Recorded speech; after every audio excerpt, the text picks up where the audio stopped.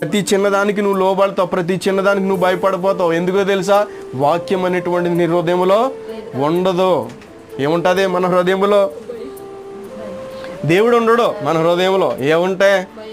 భయాలు ఉంటాయి, భయానికి సంబంధించిన ఆలోచనలు ఉంటాయి, భయాన్ని పెంచి పోషించేటువంటి తలంపులతో మనం బ్రతికేస్తూ ఉంటాం. వాక్యాన్ని నిజంగా హృదయంలో దాచుకున్నట్లయితే బండ లాంటి పరిస్థితులు కూడా బద్దలు కొట్టగలిగి ఉండాలి మనం.